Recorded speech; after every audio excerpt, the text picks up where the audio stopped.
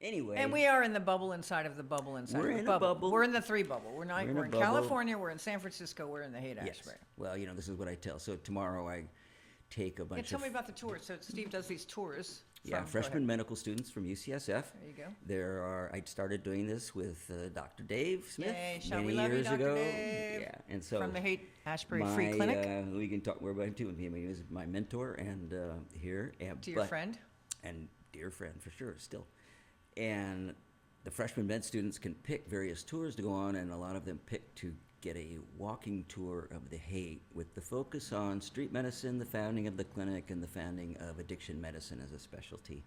So it's very fun to walk them around and talk about this. This is now, when you're talking about what happened in the Haight way back when, it's not their parents' time, it's their grandparents' time. And I think you've seen down on the corner of Cole, they're repainting the big mural there that you used the picture they're online. redoing it. Yeah, you used it in my my latest essay there.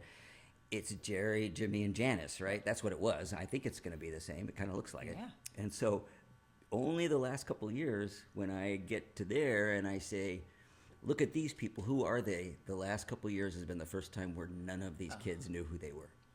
I mean, it was like, okay, so then I can explain that, and then I can talk about, drug history and all that. I'm supposed to be teaching that. So I say, what do they have in common besides music, and blah, blah, blah.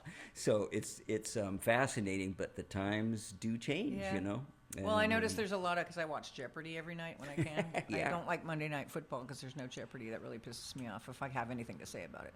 But right. there's a lot of clues where I think about the Haight-Ashbury and people didn't even know about it. Or, just people kind of like, whoa. Yeah.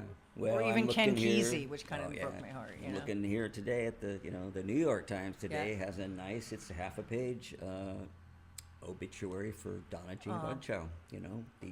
The Rest in only peace. woman to be in the Dead, and the singer. She divided a lot of Deadheads. Some people didn't like her singing. I always thought she was great, even if it got screechy. I thought it just fit in. It was fine. It did. And she was a wonderful singer before that. I will say, for any listener who wants to check her out, I was just looking at YouTube and some of her stuff, and I wasn't looking at the Dead stuff so much. But she went. I never followed her after, but she went with Jerry Garcia's band during the Dead, mid '70s, late '70s.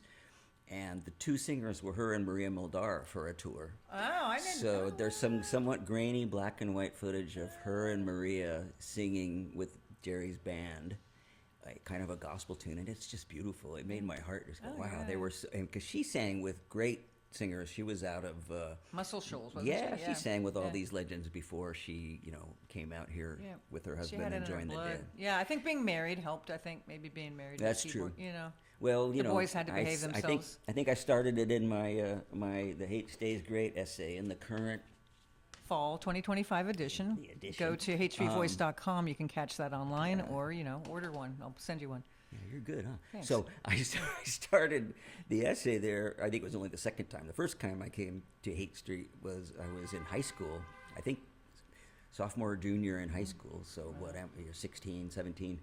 And I decided to ride my bicycle all the way down the west coast of the United States because some friends were driving all the way to Canada. I jumped out at the border in the rain. I thought, I'm crazy. What am I doing? But I did this amazing trip, about 3 weeks all the way down the coast. But once I got down here, San Francisco area, I said, I want to see Haight Street. I've heard about it. I started reading Rolling Stone when I was a kid and stuff, so I was into What this. year was this you came up? You rode the bike? When were First time would have been 73 or 4, 73, I think. And it was still really in a down time. There's Willie, the cover boy from Haight Street. Sorry, keep talking. Boys, yeah, no, he's cruising around. All right. Okay. Whoa, he's gonna get your guitar. Watch out.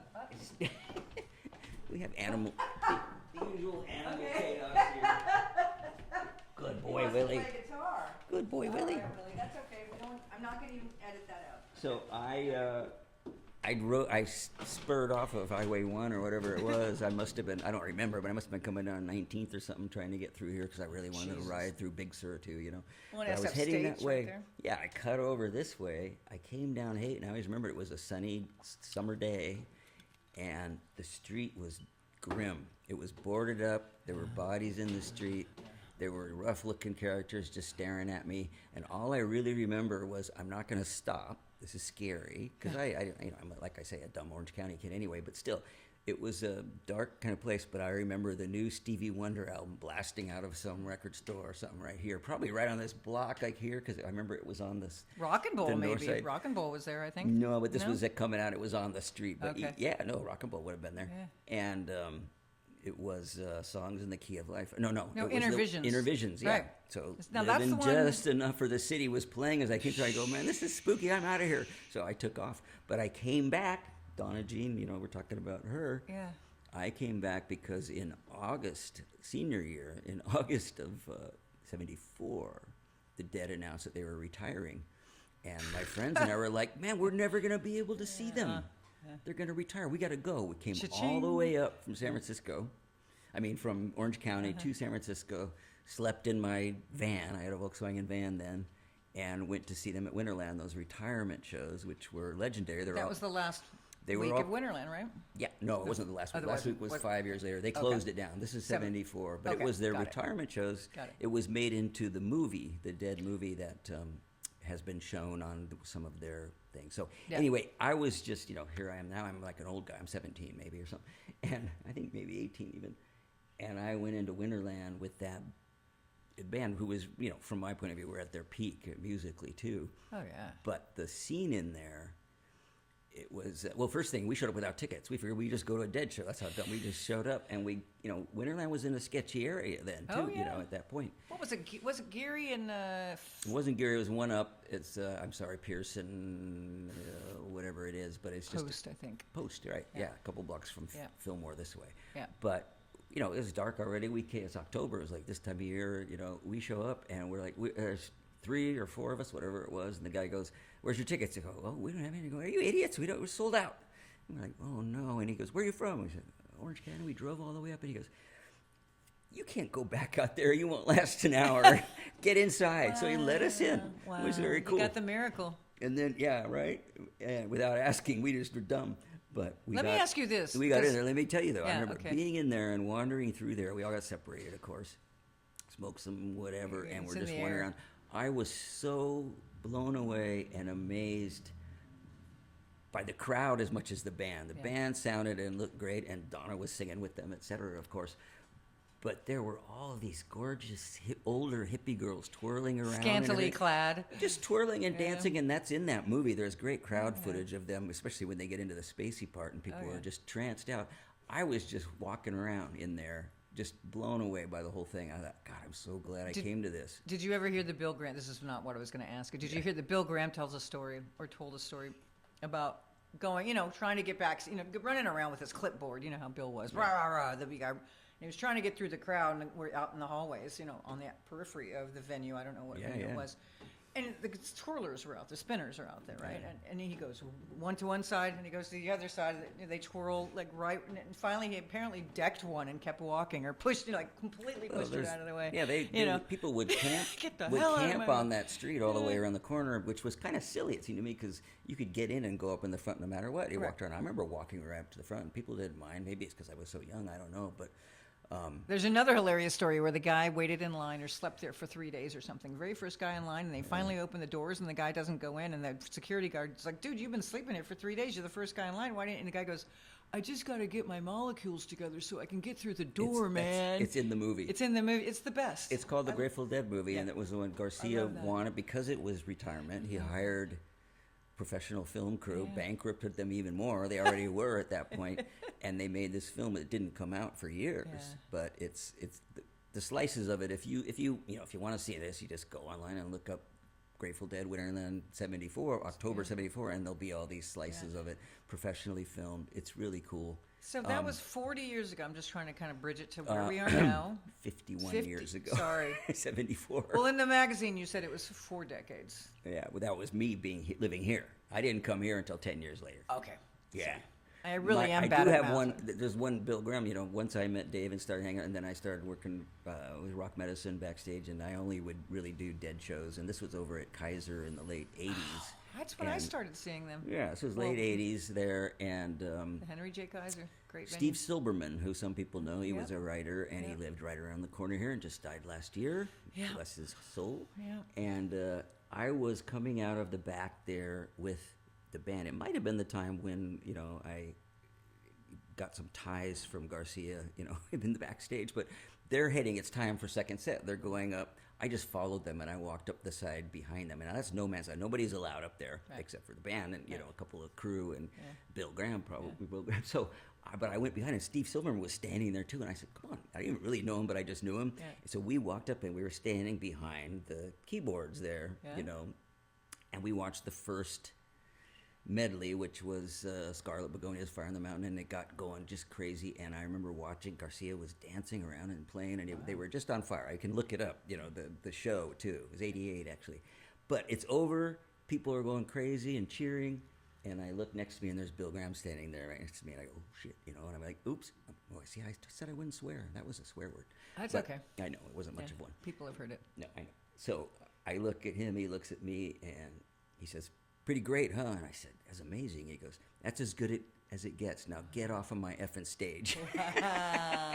So that was it. I told this story at the Bill Graham birthday thing at the Fillmore, at the beginning of the year, and somebody just yelled, one of his old timers said, "Oh yeah, well you're a member of the Bill Yelled at Me Club." It's a big one.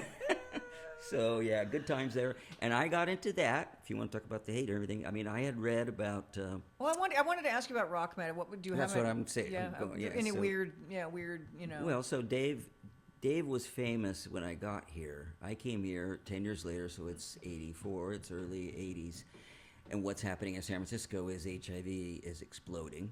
We didn't even know what it was yet. I'm in school and working with the health department a bit and trying to figure out what I want to do with my life. But this took over because it was the biggest thing happening. One of the aspects of it, of course, was that it looked like whatever this bug was being spread by needles. So there's a story, front page of the Chronicle, I think, about this new idea from Europe called needle exchange to try to prevent the transmission. And there's Dave Smith being quoted saying this is a terrible idea. It will enable drug abuse. And I thought, God, he's the hate clinic guy, and he's a hero. I want to go meet him and talk about this because I think we need to try it. And people are already trying it here secretly, totally illegal to hand out needles. So I actually came over here to the clinic a block away, hung out with Dave, and we talked it through. And I said, listen, I was volunteering a little bit at one in the Mission. And I said, what if I started sending you patients who want to get clean? If they trust us with the needles and the bleach and what we were doing then, and they express that they might want to stop shooting up, maybe they'd come and talk to you and you can help them out. And he said, sure, try it, send me people. So that started happening, and over time, and research was happening. It came out of here, it came out of New York, came out of Holland, that showed that it did not increase drug use, but did interrupt transmission, and you could get a certain number of people, not the majority, but a certain number of people to try treatment. Well, Dave changed his mind, became a huge ally, and that's when I realized, okay, this guy is great because he can change his mind based on evidence, which is what scientists and doctors are supposed to do. Yeah. And we became friends and colleagues ever since. And that included once after I'd known him for a few years, I said, "Hey, can I work at Rock Medicine too?" He said, "You're in. Wow. Just do some training and do this." And so we used to go together sometimes. And did you wait? So you did study at UCSF?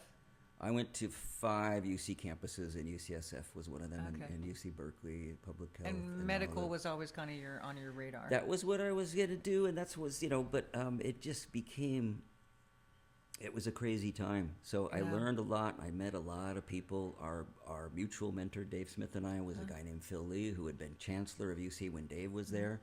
And That's the one you have the fake ID of, isn't he the guy that gave you the fake ID? Phil, wasn't it Phil I Lee? don't think Phil, Oh. no. I mean, he sorry. was, That's no. a whole different story. Sorry, That kids. was just a different. Okay. It wasn't really fake. It was Yeah. just. I have a UC ID from back then when you had Well, to carry it around. But So no, it he was sounds just like a. your whole thing is your path has been sort of experiential, like when the people you met, the circumstance you were in, sort of. I mean, tremendous amount of good luck Right. from the people that I Serendipity. met, showing up at the right time, and sometimes it was times of crisis, and sometimes it was just But the fun. thing about good luck, because people say that about my life, is if you are in the right place at the right time, you got to be able to deliver something. Well, you that's know, true it's not too. like you're just fumbling along. No, that's you have true the too. goods. So Yeah. I and like I to include worked that. very hard Yeah. at stuff too, but Yeah. yeah, it was Power to crazy. you. And so Dave and I, and then others, we worked on all kinds of issues through the years to change laws, regulations, education for the better, we hope. I mean, Dave, so his book came out last year. We've talked about that. His memoir, which is they've got copies right at kitty corner here at the Countercultural Museum. And, Healthcare is a right. Healthcare is a right. So that's the thing. Phil Lee was teaching the class or the seminar where that popped into his head as a slogan, because Phil Lee had been Lyndon Johnson's Secretary of Health. I mean, so when they were rolling out Medicare and Medicaid, which was about giving more people access, he's saying this is a right, and Dave was like, that's going to be the slogan of my clinic. You know? So that's who he was. He was an inspiration to us all. And We love you, Dr. Dave. But that's Phil Lee, but Dave too. Oh. So Dave's book, which I was extremely honored to write the introduction to, he also wrote another issue that's very big right now in the politics. Is he wrote, at my encouragement, this story he had told me years before of watching a young woman, a mother of two, die on the table at San Francisco General from an illegal abortion while he was still a resident, young man, and it changed his life. He was like, I'm never gonna judge people for this. It's what we have to do to keep people. So he, these issues. So we changed the policy of the State Medical Association on that. Then did was the first smuggler of, this is where I say I'm a certified drug smuggler, as I smuggled the abortion pill into the United States 30 years ago. And you can read about that in the... We put it in your Haight Street Voice. I was a drug smuggler or whatever it was. I was a teenage drug smuggler. No, but I mean, so this kind of thing, just trying to find things that you can do, big or small, that will help somebody somewhere. That's why with Dave, I put in the essay the ripple effect of what he did, opening this clinic, and then co-founding and actually naming the specialty of addiction medicine, which didn't exist. And in fact, if a junkie came in to see a doctor, you were supposed to pick up the phone and call the cops. Wow. Which he never did. Wow. And he said, he told me, I committed so many felonies when I was here at the beginning because we were supposed to turn them in. And so they changed that, but it rippled out around the country and around the world. So, and I can tell you about, the great stories of, I think the last concert I went to with him was right before COVID. We went over to Hardly Strictly because Robert Plant was playing. Oh, and Dave man. wanted to see this. Alison I was Krauss. like, Dave, that's going to be too insane. I can't, and he goes, we're going. And I'm, okay, great. So we actually, took a cab out there, and then we had to walk in, and he's a little slow, but... Shout out to Hardly Strictly. Thank you. We love you guys. Yes. We love you. So Thank fortunately, you, the Hellman family. It's an only in San Francisco thing, Seriously, in our backyard. Yeah. But we got in, we got a good seats there, but I brought a little chair for him so he could sit there and enjoy it up on the side. But no sooner had he sat down before the band started playing, people start coming up and they're lining up, and the first one is some woman says, and Dave has his tie-dye Haight Clinic shirt on, or Rock Med shirt, The woman comes up and goes, "You're Dr. Dave, right?" And he goes, "Yes, I am." And he goes, "You treated me for gonorrhea in 1973, the last time Robert Plant played here in Kezar Stadium." People around us going, "Whoa!"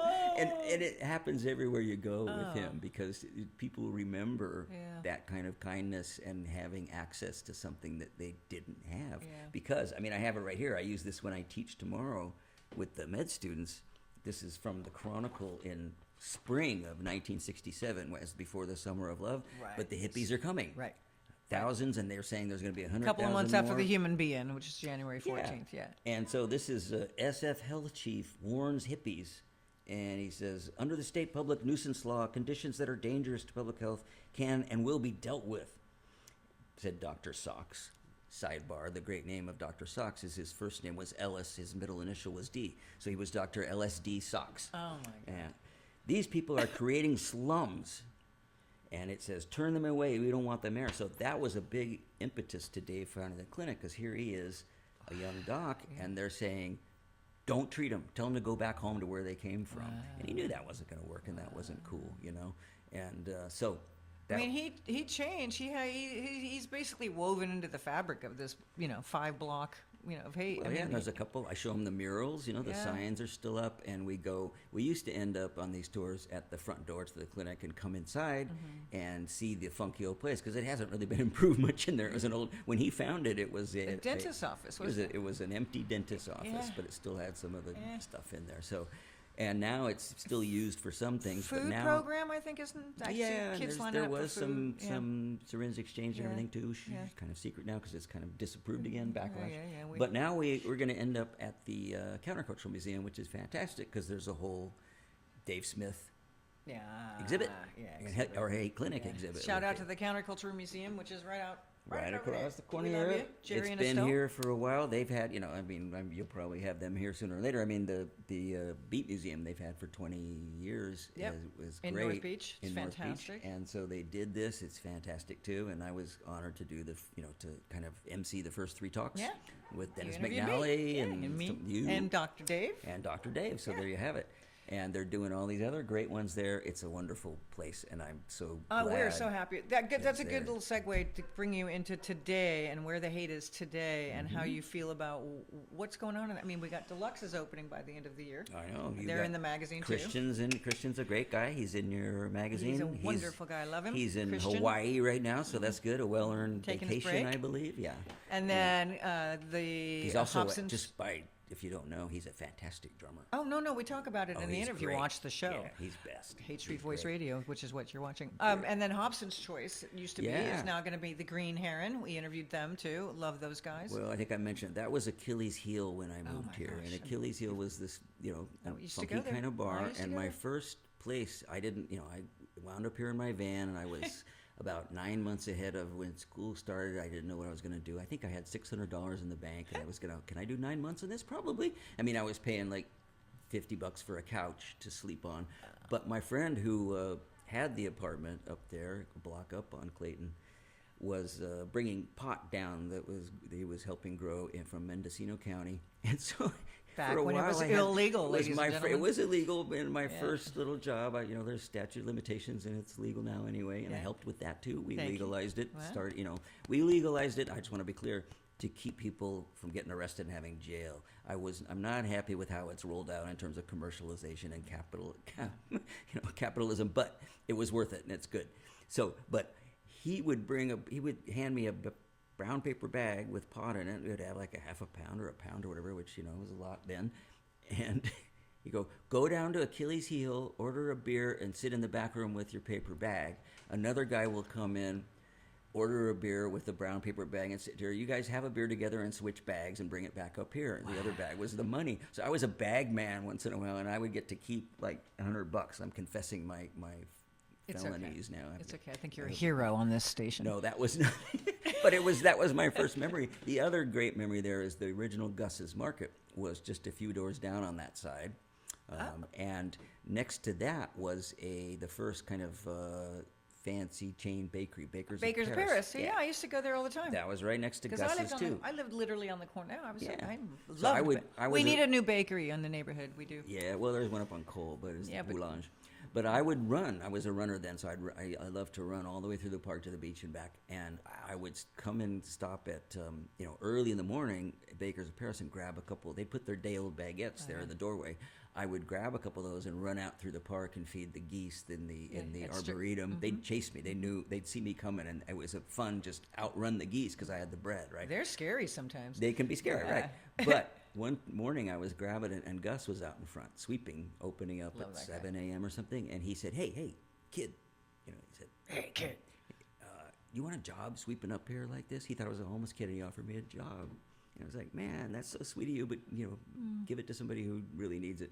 Love you, Gus. We that miss was you. my first We miss you, Gus. exposure to him, really. Loved him. You'd always be out there, like But he Yeah, was so I mean, sweet, they're yeah. expanding here too. The market, know. the great market. I mean, there's a lot of this going on here. It's I'm not going to say I don't think it's easy for anybody because retail in an expensive neighborhood is never easy. But it sure seems to me that things have been on the upswing for some time now, and it seems like there's very little empty storefronts here now. Yep. And there's just a feeling of positivity, it seems to me. I mean, we have a here. new music school, Sound Minds. Yeah. Shout out to Sound Minds. We have that Fun on Hate at the new kids' toy store or whatever Yeah, that yeah. is. I mean, that happened. There's all kinds of stuff, and there's a few of the old stalwarts, the old the anarchist bookstore, Oh, yeah, Soldiers yeah, Along. yeah. I mean, it's Shout out to Tom. We love you, I Tom. was talking to somebody, I think at the end of my essay, I say this, it wasn't Tom, but it was somebody local here for a long time, and he said, you know what, the problem with living here a long time in this neighborhood is everywhere else is boring. I know.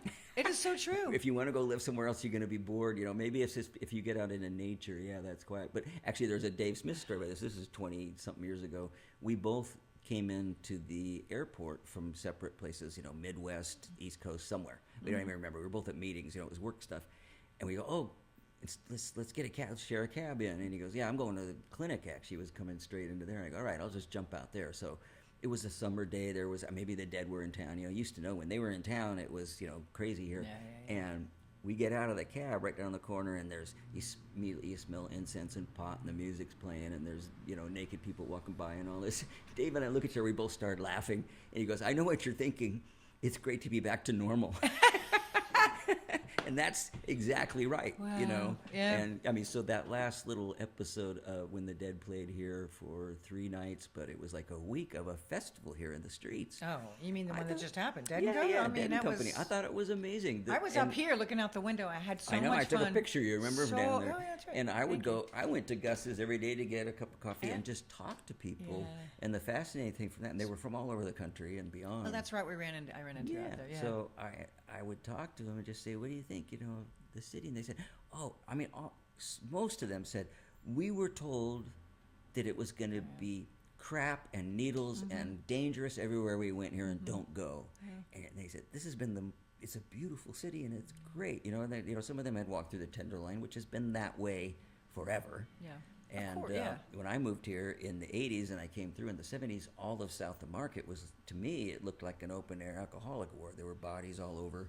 It was boarded up, and the only real businesses were liquor stores and Army surplus places. And there were missions down there, too, like homeless missions. I will stand up because I used to go to the I-Beam and the Night Oh, Break. gosh. There was some really good music happening here in the early No, 80s. of course. No, I'm saying there was- South of Market. No, Okay. the I thought- I-Beam, I was a huge I-Beam fan. Oh, I loved and it. then I with some saw The Cure there. I mean, so many amazing bands. Joe Strummer and Oh. Clash. But before that, we had I was part of the crew at Cha Cha Cha. A good friend of mine had opened that. So the bands would come in and we would take care of them. We'd take them over to Mirio's to shoot yeah. pool. Yeah. And there was Night Break, and there was like more of a retro one that I think I mentioned in here too. And Trax Bar was always there, now called Mary's. But that was always there, too. So, no, that whole scene down It there. was such a great music scene. I'm so happy we're going to have music back in the neighborhood because we really need it. Which bridges me over to, about the request for concept proposals, which is in the back of the magazine. Actually, not this edition, but the previous. That the SF Heritage, thank you, SF Heritage, for this radio and residency through the end of the year. I'm ever grateful. I like to always mention that on air. Yes. But what would you like to see? I mean, it's wide open. I mean, what would be a fantasy? Would you like to see different things on the street level? Because they run these retail spaces down below. Yeah, right. Would you have any Well, fantasies? I think the retail spaces seem pretty nice there now. Yeah. Yeah. So I don't really know. I mean, What do you see? comes and goes down here on this side. What's You never going know. on? Yeah, you never know. But it's not. The thing is even the wildness part is, I have friends that come here who are more, straight, as it were, or whatever, and they don't find the hate threatening. They find it No. wild, but Yeah. not scary. Somebody might get a little drunk. I think is probably. Well, that's another- true, and yeah. it before, and it's so that's been up and down, and like I Yeah. say, we're on the up. So this place, I mean, it's such a gorgeous building. I don't know. I mean, I think they can do a few things here. Actually, I'd like to see. I mean, I'm just freestyling here. Yeah, but no, I that's think what it's freeform. An art gallery with the rotating, with a different exhibit every month or something like that. Yeah, I'd like to work with the Haight Street Arts Center in collaboration. I'd love to see more Yeah. collabs. Something like that. I mean, you could do, small music-related things, and maybe minor, mini benefits. Yeah. Not expensive, but for something good in the neighborhood. I'd like to keep this rolling in some capacity of living histories and talking to people in the Yeah. neighborhood and artists that are rolling through. I think documenting what people's reaction are to this incredible neighborhood is really important. There is no place like this in the world. There isn't. I mean, I've traveled a lot. Yeah. Amsterdam, maybe, but it's that. Yeah. It's. Yeah, no, I mean, this building is just wonderful too. It's big, so I mean, I don't know. I mean, Nobody really knows. I mean, like I mentioned, I was at a meeting yesterday with KEXP. They're talking about bringing a radio station in here and having all sorts of musicians and artists, and that fascinates me as to, Yeah. and even at the 1506 where Stanley Mouse had his exhibit, that art studio down there, sure. where I had a radio and a journalism and residency. I mean, I wish I could turn the camera around, but you all have seen this Doolin Larson building. It's something magical, and something in 2 years from today. Mark my words, there's going to be something happening here. Like that song, Yeah, right? I mean, this part that we're sitting in these rooms, I mean, I'd be fine if it didn't change, and if it was just used for whatever gatherings, social gatherings Right. of some kind. I mean, we have a couple, Booksmith does them already and stuff, but to have readings here, Absolutely. and so does the Counterculture Museum and cooperate with them on stuff, Yep. and just see how it goes, Yeah. I mean, I don't think you need to get grandiose with it in a sense, but I'd love to see what the ideas will be that people come up with.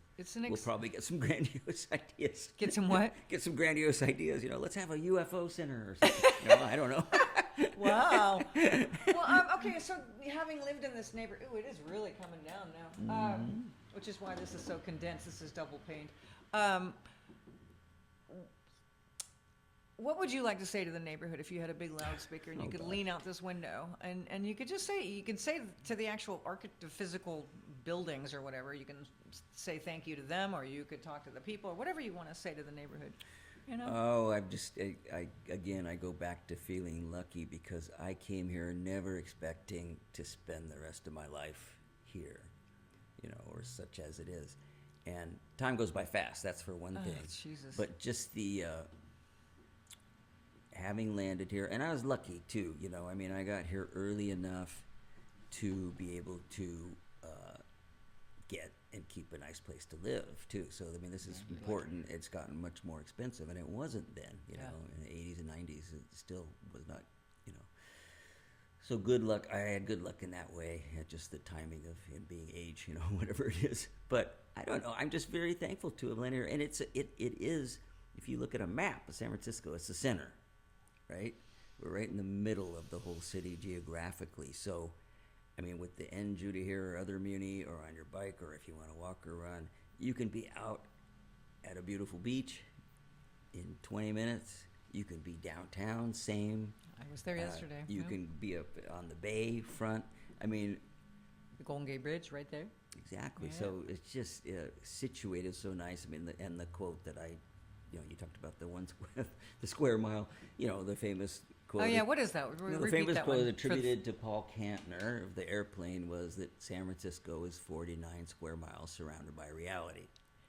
And I say in this that is true, and the Haight is 1 square mile surrounded by San Francisco. So take that as you will, It's the fantasy neighborhood in a sense. I was walking up Masonic the other day, though. There's a couple houses there with these older African-American families still there. There was a lot of that back then. Really, I get in these conversations, just really cool conversations. Well, Antoinette that lives right down the road here. Antoinette. Yeah. She was born in that building. Yeah, there's a bunch of that. In that building, like 68 years ago or something. Well, it's part of what made her great-grandmother owned it, I think. Yeah. I mean, it's wild. That's beautiful. There's a bunch of there's on various streets, but I mean, there's a great. I mean, the story, I had a conversation many years ago about it here with my friend Peter Coyote, who you've talked to. We love you. And he was talking about the whole phenomena here that started I want to get him in that 64, 65, whatever. Yeah.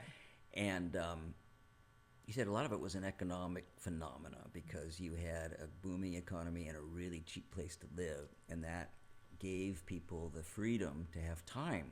Our most valuable commodity, to have time to do art and music. Is that where the creativity it just had, people didn't have to work their butts off just to pay rent, that's what happens now. And so you had people doing music and art and political activism against the war, etc. Yeah, we had birth control, so there was a lot of birth control and acid both came in about the same Woo! time. So Yippee! It was just a historic time, but some of it was based on the economics of it. And so there are still people here. I mean, when Dave could tell you too, when he came here, you could get this crumbling Victorian right down from the clinic on Clayton for like $15,000. Wow. you know. So they were able to buy that stuff and use it for various, you know, clinic functions and rent and all that. Yeah. And so, yeah, I mean, that's part of it, is this sad issue of affordability. There's no answer for that I know of. Fortunately, we have rent control in this city. A lot of places don't. You know? I've lived in the same apartment now for almost 20 years, and my rent's it's very reasonable. Yeah. You know, I can. No. So that saves a lot of the character of a neighborhood to, you know, be able to stay here and, you know, do other things besides work.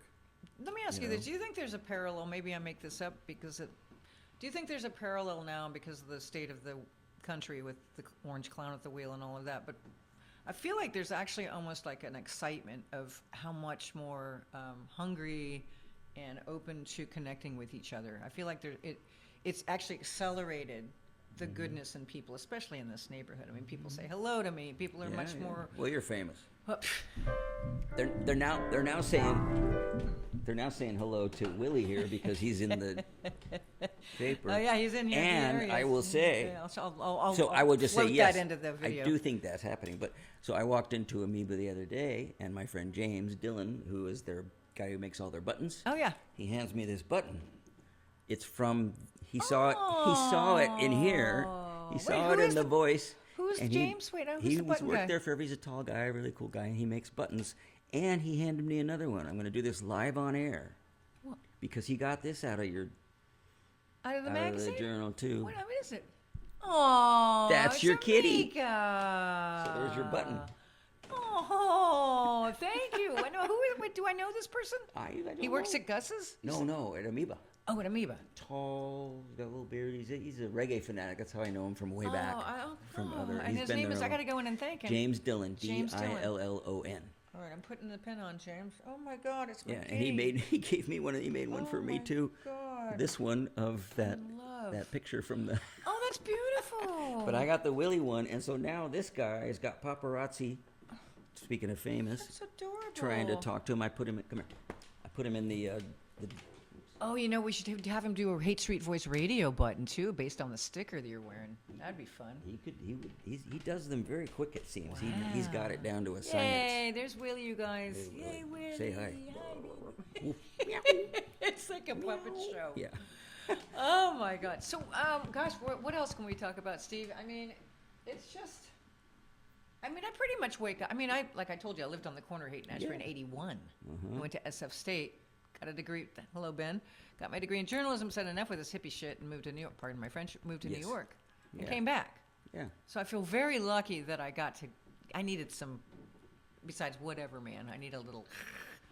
But I feel so. I mean, I'm grateful every morning. I mean, we live in a really magical place, and I don't mean to sound so hippy dippy and all that. No, because like I say, it's been up and down. So when you were there, then I came just a couple years after. Yeah. You know, 83, I think. Yeah. And it was funky here still. Like I say, you know, the place that's now the Counterculture Museum. I just remember, I'm really into music, right? So there was a record store. Yeah, it was Wowoozy Records. Wowoozy. Yeah, I remember that. I went in there and they told me to leave. And it was just because I asked, you know, they had some records. It was a front for something else, I was pretty sure. And there was a lot of that, you know. I always wondered. It seemed funky. There was nothing happening in there. But they were just like, I said, is this all of the records here? Because it was just like, you know, it was a big room, but they had like, 100 albums. Yeah. And they had a couple of great ones. I remember I got some Jamaican, you know, some reggae out of there.